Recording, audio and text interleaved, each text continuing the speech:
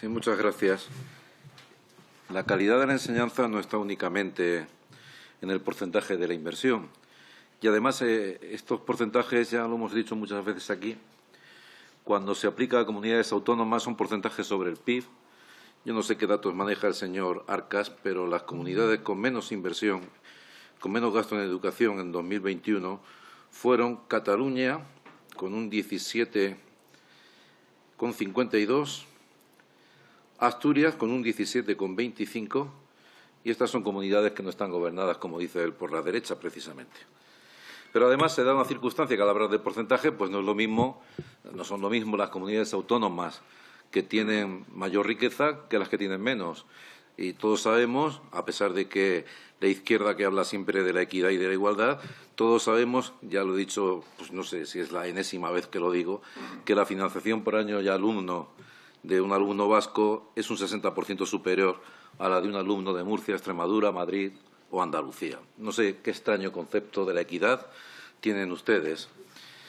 Pero, en fin, estamos de acuerdo en que si se alcanza el 5%, pues estupendo. Pero también es verdad que ustedes han enviado un documento a Bruselas en donde afirman que la bajada de las ratios profesor-alumno en España debido al invierno demográfico que estamos padeciendo no va a hacer necesaria una inversión tan grande y que se podría reducir. De hecho, en una tabla que presentaron ustedes ante la Comisión de Educación de Bruselas, hablaban de ir descendiendo paulatinamente hasta el año 2040 la inversión hasta alcanzar un 3,8. Yo no sé si esa tabla sigue vigente o si ustedes se han ido hacia atrás en esta cuestión.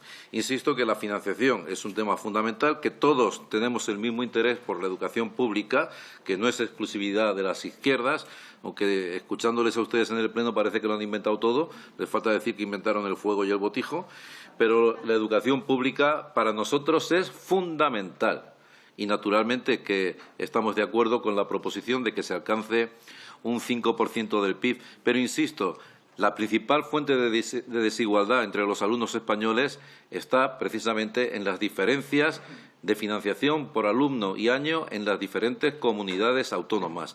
Y es por esto que el Estado debería tener un mecanismo corrector que limara estas diferencias y que hiciese que la igualdad de los alumnos, al menos en materia de financiación, fuese real y no esta oscura demagogia a la que ustedes nos tienen acostumbrados, sacando aquí datos de porcentajes y no hablando de los datos brutos, empíricos e incuestionables que dicen que un niño murciano cuesta 6.000 euros menos al Estado, suponiendo que las comunidades autónomas forman parte del Estado, 6.000 euros menos que un niño vasco.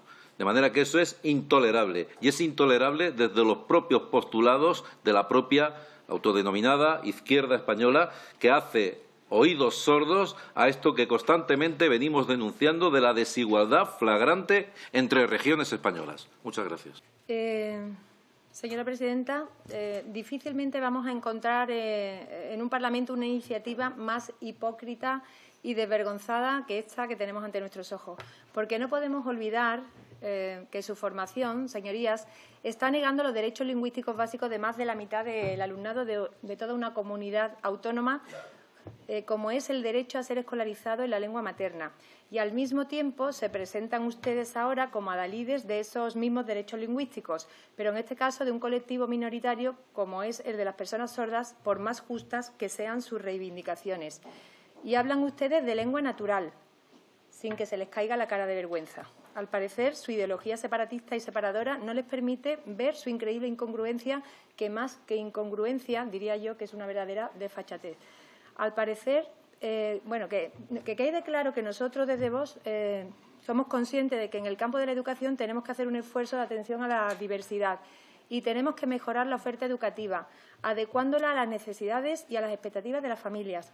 Así, nosotros apoyamos sin reservas el uso de la lengua de sordos española en todos nuestros centros educativos, sean estos específicos para personas sordas u otros centros de integración, siempre a demanda de las familias. Para Vox, las lenguas regionales diferentes de la española constituyen una riqueza y un patrimonio que tenemos el deber de defender como siempre hacemos. Y así lo determina el artículo 3 de nuestra Constitución y también lo dice así la Ley 27/2007 de 23 de octubre. Nosotros sí creemos en el derecho de los padres Y nosotros sí vemos bien que, a demanda de los padres, se usen las diferentes lenguas de personas sordas que tenemos en España, porque todas ellas son lenguas españolas. Pero parece evidente que la competencia para el desarrollo efectivo de ese derecho a usar la lengua de signos catalana corresponde fundamentalmente a la Administración autonómica. No parece muy honesto pedir más dinero a una Administración central a la que continuamente se le está tratando como una extraña y como incompetente en materia educativa. Ya sabemos que también ustedes son hábiles en ese arte típicamente izquierdista de cabalgar contradicciones. Pero, hombre, hay que tener la cara de cemento armado para exigir una financiación extra en defensa de un derecho concreto cuando están ustedes pisoteando diariamente ese mismo derecho en perjuicio de miles y miles de catalanes, porque los hispanohablantes de Cataluña también tienen una lengua natural. Así que nosotros no vamos a participar en esta tomadura de pelo, como ustedes comprenderán. Muchas gracias. Buenas tardes, señorías. Se plantea en esta PNL revisar la consideración de miembro computable de la familia, así como el cálculo de la renta familiar de cada solicitante de aquellas unidades familiares con menores en acogimiento familiar y en familia extensa y los mayores que continúan tutelados o en familias acogedoras. Desde nuestro grupo parlamentario siempre vamos a apoyar aquellas medidas que fomenten la vida en familia, espacio privilegiado de amor y convivencia, donde el cuidado de las personas y, en particular, de los más vulnerables, se da de forma natural, espontánea e incondicional. Y, sin duda, para que la familia pueda abrirse al cuidado de personas con los que no mantiene vínculos de parentesco directo, hay que dar facilidades desde el Estado para lograr que algo que brota como un acto generoso de una familia no se convierta en una carga o sencillamente no sea posible llevarlo a cabo por cuestiones económicas. Que existan familias que acojan a menores y mayores que continúan tutelados, que de otro modo vivirían seguramente infraatendidos porque han quedado desprovistos de la total protección de sus padres, es algo que el Estado debe poner en valor y fomentar. Habla de la posibilidad de una sociedad sana, más sana, solidaria con los más vulnerables, que entiende que la familia es el ámbito primordial y a la vez privilegiado de convivencia donde se fraguan las relaciones más valiosas entre las personas. Por eso consideramos que el Estado debe apoyar cualquier iniciativa que sume en este sentido, siempre y cuando no vaya en detrimento ni suponga un agravio comparativo respecto de las ayudas que perciben las familias naturales para cuidar a sus propios hijos y que, como hemos dicho ya muchas veces, el Estado tiene el deber de proteger y apoyar por su aportación a la sociedad. Muchas gracias. Sí, muchas gracias, presidente. Bien, nosotros estamos de acuerdo con las justificaciones, los razonamientos que ha hecho la diputada del Partido Popular, pero bajando al terreno de lo prosaico, si se da una hora más de educación física habrá que quitarla de otro lado. Y también escuchamos, por ejemplo, justificaciones muy ponderadas y muy racionales, por ejemplo, de los profesores de música que piden una hora más y hablan de la importancia de la formación musical, sin duda.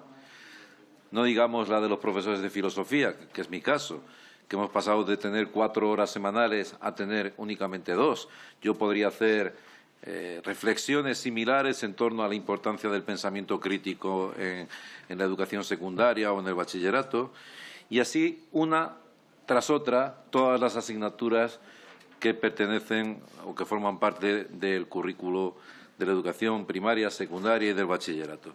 Es por esto que, sin tener que menospreciar el carácter formativo de la educación física y estando completamente de acuerdo en la argumentación que ha sido expuesta aquí, mi grupo político piensa que si esto no se especifica de un modo mucho más claro y distinto, es decir, si no se dice exactamente qué asignaturas se van a ver perjudicadas, porque el tiempo que hay es el que hay. Y tú no puedes tener ya, en concreto, los alumnos españoles soportan una de las mayores cargas horarias de todo el mundo. Es decir, eso hay que tenerlo en cuenta.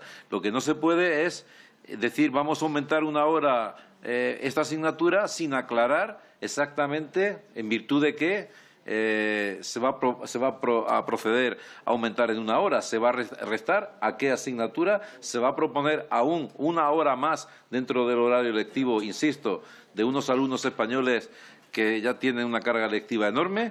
De manera que, como esto no lo hemos visto reflejado en esta proposición no de ley, por pura prudencia nos vamos a abstener. Muchas gracias.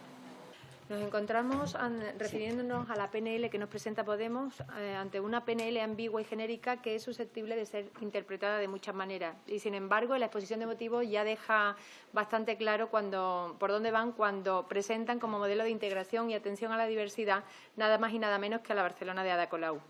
No necesitamos recordarles que en Cataluña, nuestra querida región española, la lengua materna de miles y miles de niños está prohibida en las escuelas y es reprimida sin contemplaciones por los mismos que vienen ahora aquí a ponerse medalla de preocupación por el derecho a la educación. Y hablo del PSOE y también de Podemos. Ustedes ponen la excusa de la lucha contra las desigualdades, que es un pretexto típicamente progresista, y lo utilizan continuamente para destruir toda calidad en la enseñanza, es decir, para destruir el mérito, la capacidad, el esfuerzo y el afán de superación, que son virtudes absolutamente imprescindibles en un sistema educativo que sea verdaderamente una herramienta social, de promoción social y, sobre todo, para las personas más desfavorecidas. Si estuvieran verdaderamente preocupados por la desigualdad, no permitirían los privilegios que tienen los sistemas educativos de determinadas regiones, que mueven presupuestos muy superiores unos de otros. Hablan también de educación en la sombra, como de algo negativo, criminalizando de alguna manera a los padres que buscan fuera de la escuela el rigor y la calidad que a veces no encuentran en las aulas. Unas aulas que están llenas de adoctrinamiento ideológico, en las que en vez de enseñar matemáticas, ciencias o humanidades, se adoctrina a nuestros niños en ideología de género y activismo trans, y desde la más tierna infancia. Ustedes confunden las actividades complementarias con las extraescolares y, lo que es peor, con las actividades de refuerzo, invadiendo las competencias de los docentes y, por supuesto, el derecho de las familias a enfocar la educación de sus hijos en la perspectiva que más les interese. Hablan también de personalizar la educación, pero lo que pretenden es controlar más y más los contenidos al modo cubano, donde todo servicio es público, pero es sectario y de pésima calidad. Y, evidentemente, las autoridades educativas pueden y deben hacer una oferta amplia y atractiva de actividades deportivas, de idiomas, musicales y muchas más, pero para eso no hace falta presentar PNLs. Es una falacia creer que solo lo público es garantía de accesibilidad y de equidad, cuando además ustedes ocultan su intención de transmitir a través de este tipo de actividades contenidos ideológicos, partidistas, que no compartimos y que a veces incluso nos parecen aberrantes. Le paso el testigo a mi compañera. Buenas tardes, señorías del PSOE. Hoy tengo que darles la bienvenida a Vox, porque en la propuesta no de ley que debatimos ustedes reconocen algo que venimos denunciando desde que existimos como formación política, y es la inequidad que genera el sistema autonómico, en particular en el sector educativo. Leemos literalmente en su PNL que debemos tener en cuenta que la inversión educativa está descentralizada, lo que dificulta avanzar en crecimiento del PIB por las diferencias de inversión educativa entre comunidades autónomas. Por ello, imagino que aceptarán nuestra enmienda, que complementa y concreta lo que ustedes denuncian y al que no acaban de dar solución en su propuesta. La leo para que todos los grupos puedan aceptarla y valorarla. Establecer un mecanismo de inversión estatal para reducir las diferencias entre las inversiones por alumno y año en las administraciones territoriales, con el objetivo de armonizar esta ratio en el medio plazo. Nada más, señorías. Tiene la palabra. Buenas tardes, señorías. La desaparición de las humanidades de los programas curriculares ha sido un proceso continuado a lo largo de las últimas décadas, con el fin de destruir los cimientos sólidos sobre los que se sostiene España y el resto de Occidente desde hace siglos. Las humanidades, el conjunto de disciplinas que gira en torno al ser humano, como la literatura, la filosofía o la historia, son las que están en mayor riesgo de desaparecer por los currículos educativos aprobados en las distintas leyes educativas. Este empobrecimiento de nuestro modelo educativo en materia humanística se traduce en una formación incompleta y menos humana de los alumnos. Una educación sin humanidades supone una instrucción estrictamente técnica, sin apelación alguna a las grandes cuestiones del hombre y de la humanidad. El resultado será una persona desarraigada de su propia familia, su nación y su civilización. Un sujeto fácilmente manipulable, sin capacidad de juzgar con fundamento la realidad de las cosas. Las humanidades también deben entenderse como la cultura que una persona necesita para llevar una vida genuinamente humana. Por ello, consideramos que la educación humanística herencia de la mejor civilización occidental, debe transmitirse en todos los niveles educativos. Hoy, lamentablemente, vemos como el adoctrinamiento en la ideología, que es parcial, engañosa y alienante, sustituye a la búsqueda de la sabiduría, que es universal, real y liberadora. La última ley de educación, la LOMLOE, la ley CELA, solo ha servido para ahondar y dar el golpe de gracia a esta grave cuestión. Por ello, resulta imprescindible relanzar una robusta educación humanística con base en las aportaciones de las 3 ciudades configuradoras de España y el resto del mundo occidental, Atenas, Roma y Jerusalén. Ahondar en el sentido opuesto condenará a nuestros hijos a un futuro de analfabetismo y manipulación por parte de las élites globalistas. Vivimos una sociedad que tiende a deshumanizar al hombre porque ha perdido el sentido y la conciencia de la grandeza que supone el hecho de ser humano. Hay numerosos medios y metodologías para introducir la educación humanística en nuestro sistema educativo, pero lo relevante es determinar por qué la formación humanística es un elemento imprescindible para el buen desarrollo de nuestros hijos. En primer lugar, sirven para transmitir la tradición cultural de España y el resto de Occidente. Las disciplinas humanísticas, filosofía, historia, literatura, son fundamentales para acercar a las nuevas generaciones a la herencia recibida de nuestros antepasados, desde la admiración y el agradecimiento. Y es que nadie puede amar lo que no conoce. Por ello, en todos los niveles educativos, es primordial introducir a los alumnos en esta tradición, a través de la lectura de los clásicos, el estudio de nuestras raíces civilizacionales y la transmisión de un sentido de pertenencia a una comunidad con muchos siglos de historia. Por otro lado, la lectura y el comentario de los grandes relatos de Occidente son un vehículo extraordinario para fomentar entre los más jóvenes los principios de esfuerzo, disciplina y excelencia, pues el estudio de las humanidades contribuye a mejorar los hábitos de estudio, pensamiento y conversación. Su estudio también promueve el desarrollo de una capacidad bien fundamentada para juzgar la realidad. La cada día más devaluada realidad educativa española es consecuencia de décadas de una legislación partidista e ideológica. Tanto el Partido Popular como el Partido Socialista han aprobado reformas alejadas de las necesidades reales de nuestros hijos en materia educativa. Los resultados son evidentes. Muchos jóvenes carecen de capacidades de comprensión lectora, atención, juicio, madurez emocional, redacción, escucha activa y un largo etcétera de habilidades básicas para saber desenvolverse en el mundo profesional y en la vida personal. Además, una buena educación humanística es esencial para cultivar las bases de una vida cultural plena, esto es, una vida plenamente humana. La lectura y la reflexión en torno a los pilares filosóficos y literarios fundacionales de España y el resto de Occidente son una imprescindible vía en la búsqueda de lo bueno, lo verdadero y lo bello.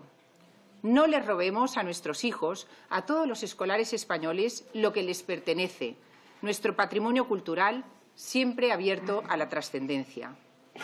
Por ello solicitamos promover, en general, las humanidades con base en la cultura occidental, con todos los medios y recursos de la Administración General del Estado. Impulsar el estudio de las disciplinas humanísticas en todas las etapas del sistema educativo y, en consecuencia, su inclusión en los currículos de primaria, ESO y bachillerato. Y, finalmente, alcanzar acuerdos con la Corporación Radio-Televisión Española para fomentar la difusión de las humanidades en sus canales y programas. Porque, ¿qué puede ser más útil en la educación y en la vida de un joven que el invitarle a trascender y fomentar el planteamiento de las cuestiones más fundamentales que le afectan en su existencia? Muchas gracias, señorías. Gracias, presidente. Buenas tardes, señorías. Bueno, pues hoy hablamos sobre una PNL del Partido Socialista donde se pretende, como se ha explicado, impulsar la creación de un curso especializado en hidrógeno verde. Como sus señorías sabrán, el hidrógeno cumple un papel fundamental dentro de la evolución del mix energético para reducir, en primer lugar, la dependencia de los combustibles fósiles y, sobre todo, para avanzar hacia la necesaria soberanía energética que ahora se ha puesto tan de moda, pero que fue Vox el primero que comenzó a hablar de ello. Entendiendo el gran potencial que tiene España en este ámbito y la oportunidad que supone el desarrollo de esta industria y la demanda de más de 150.000 empleos, A nuestro grupo parlamentario le parece muy necesario seguir trabajando en mejorar, ampliar y reforzar las capacidades educativas en este ámbito. Siempre nos van a encontrar allí donde podamos perseguir la excelencia académica, dignificar oficios, impulsar la formación profesional o apoyar a nuestros jóvenes a emprender su propio proyecto empresarial. Sin embargo, es necesario contextualizar la realidad que envuelve a esta iniciativa, porque realmente el Gobierno lo que está haciendo es todo lo imposible por desaprovechar este potencial en el liderazgo de la carrera del hidrógeno. Empezando por la hoja de ruta del hidrógeno, que es un auténtico brindis al sol, y siguiendo por la enorme inseguridad jurídica que ha generado este Gobierno con sus políticas chapuceras en materia energética, desincentivando la inversión hasta el punto en el que somos el país con mayor riesgo regulatorio para invertir en renovables de la UE, el país con mayor riesgo regulatorio de la UE. Esta situación va en perjuicio, como se imaginarán, de las oportunidades profesionales de los alumnos a los que va dirigido este curso especializado en hidrógeno y debe ser el punto de partida de esta PNL. En segundo lugar, el veto inmediato que supone para ustedes, señores del Partido Socialista, hablar de hidrógeno. El hidrógeno para el Partido Socialista solo puede ser verde. No entienden todavía la importancia de las tecnologías de transición, especialmente en sectores como el industrial o el transporte y, sobre todo, lo importante que es no ideologizar la tecnología. Desde nuestro grupo parlamentario pensamos que lo razonable es que los alumnos no vean limitado su conocimiento por ideologías y puedan estudiar todas las oportunidades profesionales que puedan brindar, en este caso el hidrógeno, en todas sus modalidades y formas, incluyendo el hidrógeno de bajas emisiones y, por supuesto, también el hidrógeno de emisiones cero, que es el que ustedes llaman hidrógeno verde, pero sin dejar de lado el resto. En Vox entendemos y conocemos el potencial de España para avanzar hacia la soberanía energética y sabemos que necesitamos contar con los mejores y más capacitados profesionales para conseguirlo. Por eso hemos planteado una enmienda de modificación que esperamos que valoren, dejando, por favor, si pueden, por una vez a un lado su sectarismo. Para terminar, es imperante que este Gobierno deje de atacar la meritocracia y despreciar el esfuerzo de los alumnos cada vez que tiene oportunidad. Debemos perseguir la excelencia también en la formación profesional, con formaciones técnicas especializadas en temas actualizados, modernos y punteros. Solo así conseguiremos que se convierta en una opción atractiva y llena de oportunidades para que los alumnos puedan acceder a empleos cualificados en la economía del futuro. Muchísimas gracias.